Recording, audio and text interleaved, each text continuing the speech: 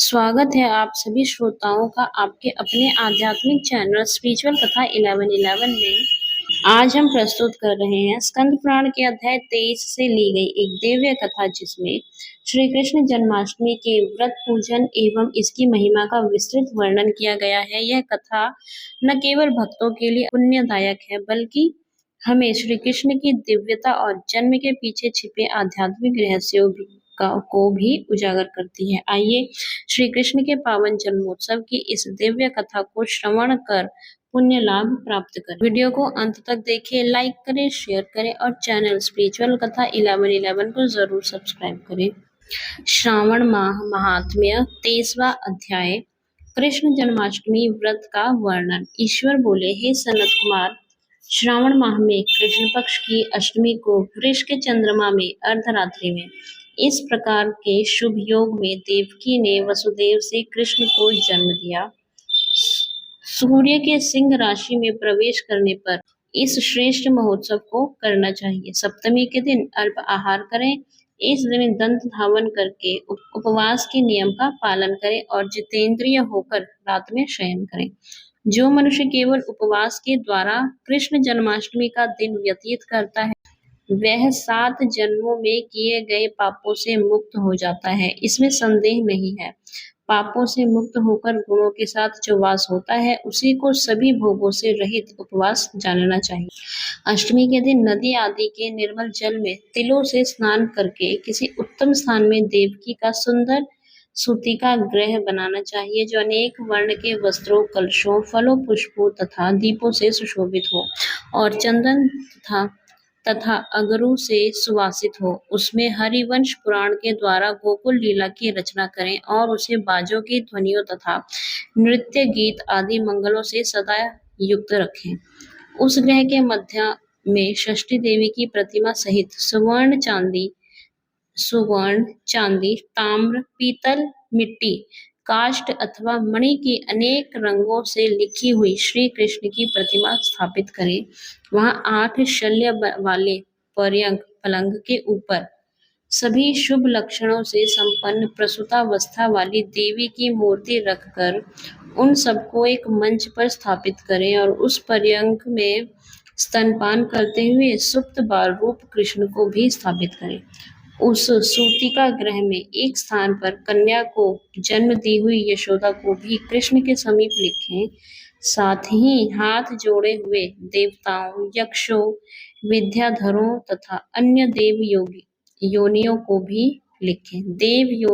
भी लिखें और वहीं पर खड्ग तथा ढाल धारण करके खड़े हुए वासुदेव को भी लिखें। इस प्रकार कश्यप के रूप में अवतीर्ण वसुदेव जी, अदिति स्वरूपा देवकी, शेषनाग के अवतार बलराम, अदिति के ही अंश से प्रादुर्भूत यशोदा, दक्ष प्रजापति के अवतार नंद, ब्रह्मा के अवतार गर्गाचार्य, सभी अप्सराओं के रूप में प्रकट गोपिका वृंद, देवताओं के रूप में जन्म लेने वाले गोपगण, काल नेमी स्वरूप कंस, उस कंस के द्वारा व्रज में भेजे गए वृषासुर, वत्सासुर, कुवलयापीड, केशी आदि असुर, हाथों में शास्त्र लिए हुए दानव तथा यमुना दह में स्थित कालिया नाग, इन सबको वहां चित्रित करना चाहिए। इस प्रकार पहले इन्हें बनाकर श्री कृष्ण ने जो भी लीलाएं की हैं, उन्हें भी अंकित करके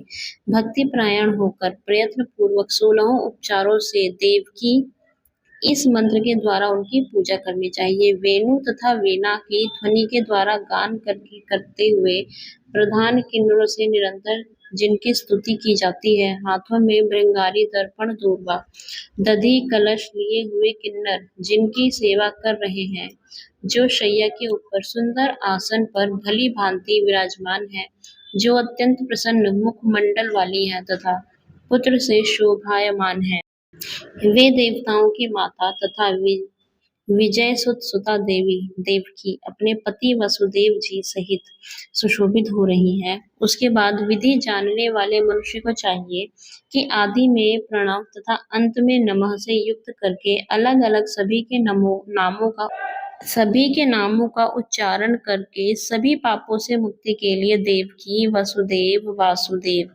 बलदेव, नंद तथा यशोदा की पृथक पृथक पूजा करनी चाहिए। उसके बाद चंद्रमा के उदय होने पर श्रीहरि का स्मरण करते हुए चंद्रमा को अर्घ्य प्रदान करें। इस प्रकार कहना चाहिए, हे क्षीर सागर से प्रादुर्भूत, हे अग्निहोत्र से में उत्पन्न, आपको नमस्कार है। हे रोहिणी कांत, मेरे इस अर्घ्य को आप स्वीकार कीजिए। देवकी के साथ वसुदेव, नंद के साथ यशोदा, देवकी के साथ वसुदेव, नंद के साथ यशोदा, रोहिणी के साथ चंद्रमा और श्री कृष्ण के साथ बलराम की विधिवत पूजा करके मनुष्य कौन सी परम दुर्लभ वस्तु को नहीं प्राप्त कर सकता है। कृष्णाष्टमी का व्रत कर 1 करोड़ एकादशी व्रत के समान होता है। कृष्णाष्टमी का व्रत 1 करोड़ एकादशी व्रत के समान होता है। इस प्रकार से उस रात पूजन करके प्रातः नवमी तिथि को भगवती का जन्म महोत्सव वैसे ही मनाना चाहिए जैसे श्री कृष्ण का हुआ था। उसके बाद भक्ति पूर्वक ब्राह्मणों को भोजन कराना चाहिए और उन्हें जो जो अभिष्ट हो गौ, धन आदि प्रदान करना चाहिए। उस समय यह कहना चाहिए, श्री कृष्ण मेरे ऊपर प्रसन्न हो, गौ तथा ब्राह्मण का हित करने वाले आप वासुदेव को नमस्कार है, शांति हो, कल्याण हो, ऐसा कहकर उनको विसर्जन कर देना चाहिए। उसके बाद मौन होकर बंधु बांधवों के साथ भोजन करना चाहिए। इस प्रकार जो प्रत्येक वर्ष विधान पूर्वक कृष्ण तथा भगवती का जन्म महोत्सव मनाता है, वह यथोक्त फल प्राप्त करता है। उसे पुत्र, संतान, आरोग्य तथा अतुल सौभाग्य प्राप्त होता है। वह इस लोक में धार्मिक बुद्धि वाला होकर मृत्यु के बाद वैकुंठ लोक को जाता है। हे सनत कुमार, अब इसके उद्यापन का वर्णन करूंगा। इसे किसी पुण्य दिन में विधि पूर्वक करें। एक दिन पूर्व एक बार भोजन करें और रात में हृदय में विष्णु का स्मरण करते हुए शयन करें।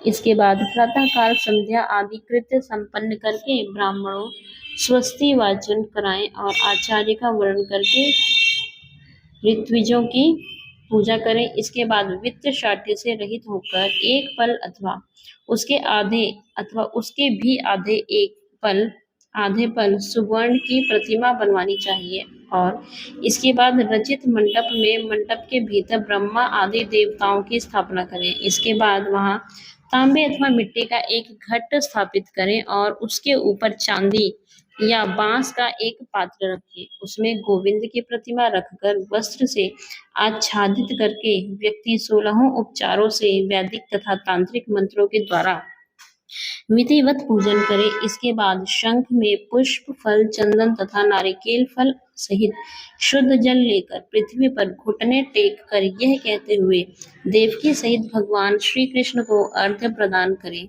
कंस के वध के लिए, पृथ्वी का भार उतारने के लिए, कौरवों के विनाश के लिए तथा दैत्यों के संहार के लिए आपने अवतार लिया है। हे हरि, मेरे द्वारा प्रदत्त इस अर्घ्य को आप देवकी सहित ग्रहण करें। इसके बाद बुद्धिमान को चाहिए कि चंद्रमा को पूर्वोक्त विधि से अर्घ्य प्रदान करें। पुनः भगवान से प्रार्थना करें, हे जगन्नाथ, हे देवकी पुत्र, हे प्रभु, हे वसुदेव पुत्र, हे अनंत, आपको नमस्कार है। भव सागर से मेरी रक्षा कीजिए। इस प्रकार देवेश्वर से प्रार्थना करके रात्रि में जागरण करना चाहिए।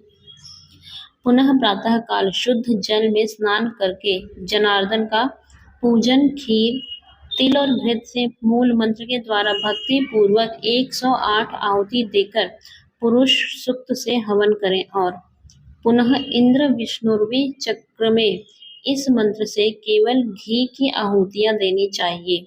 पूर्णाहुति देकर तथा होम शेष संपन्न करने के अनंतर आभूषण तथा वस्त्र आदि से आचार्य की पूजा करनी चाहिए। उसके बाद व्रत की संपूर्णता के लिए दूध देने वाली सरल स्वभाव वाली बछड़े से युक्त उत्तम लक्षणों से संपन्न सोने की सींग, चांदी के खुर, कांस्य की दुहनी, मोती की पूंछ, ताम्र की पीठ तथा सोने के घंटे से अलंकृत की हुई एक कपिला गौ को वस्त्र से आच्छादित करके दक्षिणा सहित दान करना चाहिए।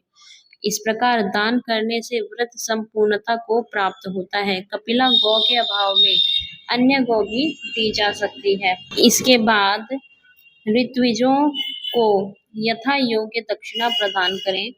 इसके बाद 8 ब्राह्मणों को भोजन कराएं और उन्हें भी दक्षिणा दें। पुनः सावधान होकर जल से परिपूर्ण कलश ब्राह्मणों को प्रदान करें और उनसे आज्ञा लेकर अपने बंधुओं के साथ भोजन करें। हे ब्रह्मपुत्र, इस प्रकार व्रत का उद्यापन कृत्य करने पर वह बुद्धिमान मनुष्य उसी क्षण पाप रहित हो जाता है और पुत्र पौत्र से युक्त तथा धन धान्य से संपन्न होकर बहुत समय तक सुखों का उपभोग कर अंत में वैकुंठ प्राप्त करता है। इस प्रकार श्री स्कंद पुराण के अंतर्गत ईश्वर सनत कुमार संवाद में श्रावण मास महात्म्य में कृष्ण जन्माष्टमी व्रत कथन नामक 23वां अध्याय पूर्ण हुआ। कृष्णाय नमः। ओम नमः शिवाय।